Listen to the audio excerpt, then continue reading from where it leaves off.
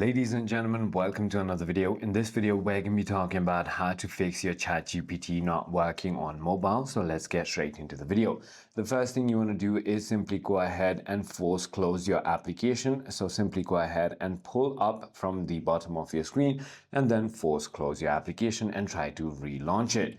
If that doesn't work, then what you want to do is check your internet connection. Try to switch between your Wi-Fi and your cellular data just to ensure that you have a stable internet connection. Also, make sure that the VPN is always turned off.